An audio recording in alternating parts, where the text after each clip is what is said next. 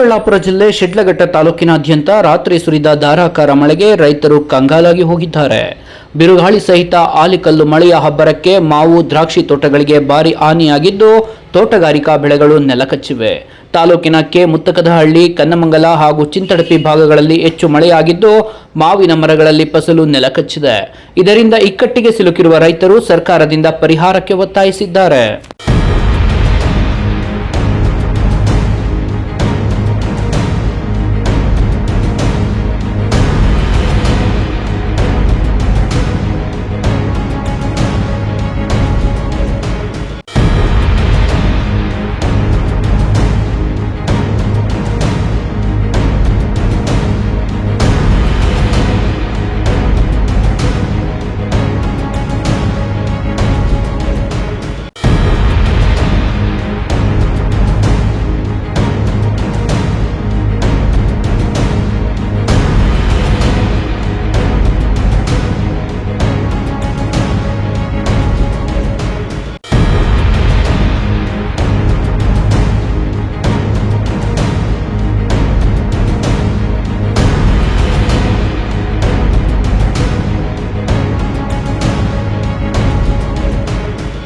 ನನ್ನ ಹೆಸರು K V Venkatesha, ಜಂಗಮಸಿಗಳಿ ಗ್ರಾಮದ ರೈತ.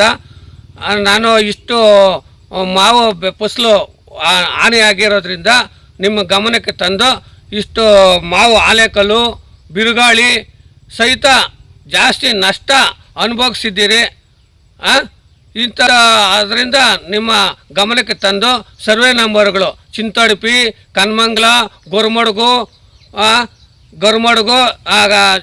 ಹಲಸೂರು ದಿನ್ನೆ ಇಷ್ಟೆಲ್ಲ ಕನ್ಮಂಗ್ಲ ಎಲ್ಲ ನಮ್ಮ ಕಸ್ಬಾ ಹೋಬಳಿ ನಮ್ಮ ಈ ಥರ ನಷ್ಟ ಆಗೋಗ್ಬಿಟ್ಟಿದೆ. ಮಾವಿನಕಾಯಿಗಳು ಉದುರಿ ಮಳೆ ಬಿರುಗಾಳಿಗ ಆನೆಕಲ್ಲು ಬಿದ್ದು ಇಷ್ಟಂತ ಎಲ್ಲ